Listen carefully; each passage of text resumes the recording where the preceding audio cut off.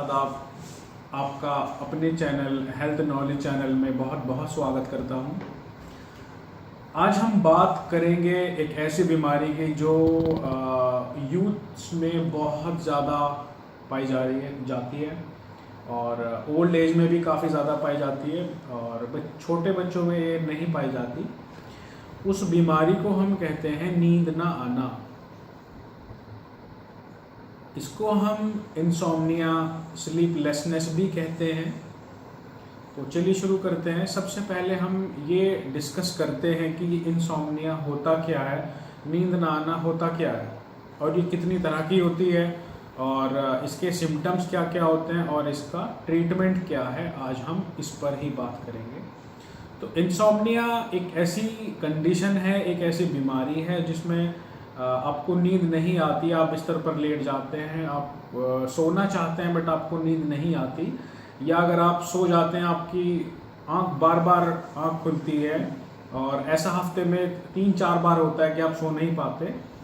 तो इंसोम्निया, नींद ना आना, ये दो तरह की, इसके दो प्रकार हैं। एक प्रकार होता है एक्यूट इंसोम्निया और एक होता है क्रोनिक इंसोम्निया। एक्यूट इंसोम्निया में ये होता है कि कोई ऐसी खबर, कोई ऐसी घटना, कोई ऐसा समय जिससे आप बहुत ज़्यादा उत्साहित या उत्तेजित हो जाते हैं तो आपको नींद नहीं आती। मान लीजिए कल को आपका एग्ज़ाम है तो आपको नींद नहीं आएगी क्योंकि आप बहुत एक्साइटेड हो जाते हैं। आपके घर में कोई चीज़, मान लीजिए आप कार ले रहे हैं, कल को आपके घर में कार आएगी तो कुछ लोगों को ये होता है कि दे आर वेरी एक्साइटेड, बहुत एक्साइटेड होते हैं चीज़ों के लिए। कोई घटना सुनी, कोई बुरी बात सुनी, कहीं से कोई बुरी खबर आ गई तो भी उनको नींद नहीं आती। लेकिन कुछ दिन गुजर जाने के बाद में ये खुद ही ठीक हो जाता है। इसका कोई ख़ास इलाज नहीं करना पड़ता। इसको हम एक्यूट कहते हैं। और एक होती है क्रोनिक इंसोम्निया में ये होता है कि आदमी को हफ्ते में 3-4 दिन ऐसी कठिनाई का सामना करना पड़ता है कि उसको नींद नहीं आती, उसको बहुत कम नींद आती है। उसके अलावा अगर वो सो भी जाता है तो अगले दिन उसको फटीग, उसको थकावट होगी, लो एनर्जी होगी, वो कोई काम नहीं कर पाएगा, अपने काम पे कंसंट्रेशन नहीं बना पाएगा और वो गिरा गिरा सा रहेगा पूरे दिन, लो एनर्जी। तो ये कुछ सिम्टम्स हैं इंसोम्निया के। बहुत बुरी बीमारी है।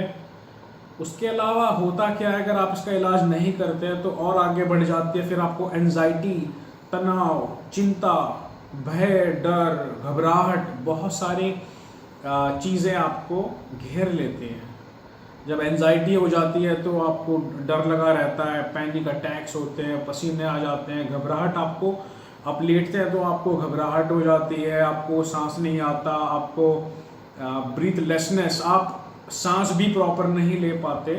कुछ लोगों का एंजाइटी में बीपी, ब्लड प्रेशर हाई हो जाता है। वो डॉक्टर के पास में जाते हैं कि डॉक्टर साहब मेरा घबराहट हो रही है, मुझे सिर में दर्द हो रहा है, चक्कर आ रहे हैं, ब्लड विजन हो रही है, चीज़ें धुंधली दिखाई दे रही है। तो डॉक्टर आपका ईसीजी और आपका जो ब्लड प्रेशर चेक करता है तो उसमें आता है कि आपका ब्लड प्रेशर बढ़ा हुआ है। फिर आपके डॉक्टर लिपिड प्रोफाइल चेक कराता है, ईसीजी चेक कराता है, बहुत सारे आपकी चेकअप्स होते हैं। लेकिन आपका सोडियम का भी चेकअप कराता है, सोडियम आपकी बॉडी में कितना है। तो जब कोई सारे टेस्ट नॉर्मल आते हैं तो फिर बात आती है कि भाई इसको एंजाइटी है, उसको नींद प्रॉपर ले पा रहा है, नहीं ले पा रहा है, इंसोम्निया है, कब से है, क्रोनिक है। तो डॉक्टर क्या काम करते हैं, एक आपको एल्प्रेक्स जैसे बहुत सारे सॉल्ट हैं नींद लाने के, नींद की गोली लगा देते हैं कुछ लोगों को। तो नींद की गोली लेने से, आप कोई भी नींद की गोली दवाई ले रहे हो तो उसके बहुत एक साइड इफ़ेक्ट ये होता है कि आप उसके एडिक्ट हो जाते हैं। आपने कुछ दिन लिए, आपको बहुत अच्छी नींद आएगी, बहुत बढ़िया नींद आएगी, लेकिन अब जब उठेंगे आपको तब भी नींद आती रहेगी। आपने रात को 10 बजे एक टैबलेट, एक नींद की गोली ली, अब सुबह को उठेंगे तो भी आपको नींद सी रहेगी, आप काम में आपका मन नहीं लगेगा। और अक्सर डॉक्टर ब्लड प्रेशर कम करने के लिए एंजाइटी में नींद की गोली दे देते हैं। लेकिन उसके दुष्परिणाम भी होते हैं, उसके बहुत से कॉन्सिक्वेंसेस होते हैं। तो कोई भी ज़्यादातर डॉक्टर ये रिकमेंड करते हैं कि नींद की दवाई ना खाई जाए, क्योंकि आप उसके आदी हो जाते हैं और किसी भी चीज़ की लत बहुत बुरी होती है। तो नींद की गोली अगर ले रहे हैं तो कुछ लोग नींद की गोली लेना स्टार्ट कर देते हैं, उनको पता नहीं चलता, वो डॉक्टर के यहाँ भी विजिट नहीं करने जाते और डॉक्टर ये रिकमेंड करता है कि आपको 1 महीना खानी है। उसके बाद में पेशेंट को लगता है कि ठीक है अभी मैं ठीक हूँ, तो वो 2 महीना 3 महीना डॉक्टर के नहीं जाएगा, लेकिन वो अपना जो उसके पास एक प्रिस्क्रिप्शन एक पर्चा है उस पर दवाई लेता रहता है। उसमें नींद की गोली वो काफ़ी महीनों तक खा लेता है, फिर उसको एडिक्ट हो जाता है उसका। उसके अलावा फिर और उसको और मात्रा में चाहिए होती है डोज। तो बहुत सारे लोग नशा करने वाले इसी तरह से नशा करना शुरू कर देते हैं, बहुत सारी उसके अंदर बातें आती हैं।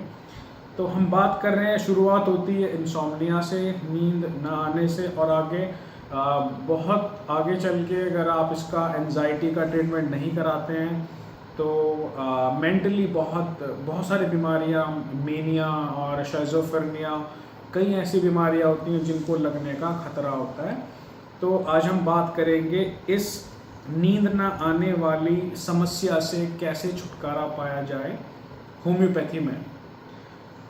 अगर आप एलोपैथी दवाई लेते हैं नींद की तो उसके बहुत साइड इफ़ेक्ट्स होते हैं।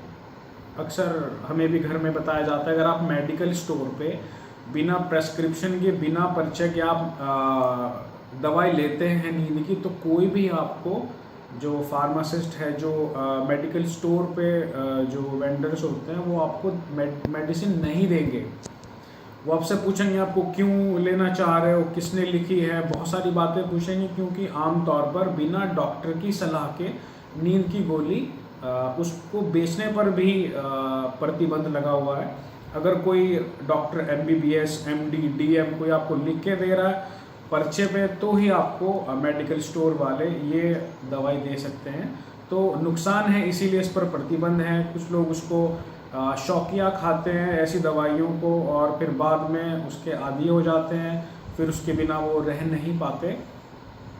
चलिए हम बात करते हैं स्लीपलेसनेस आप कैसे करें, किस तरह से इसको ट्रीट करें। होम्योपैथी में मैं आपको 2 ही दवाइयाँ बताऊंगा, 2 दवाई ऐसी बताऊंगा जिनके लेने से आपको पहले दिन से आराम आने लगेगा।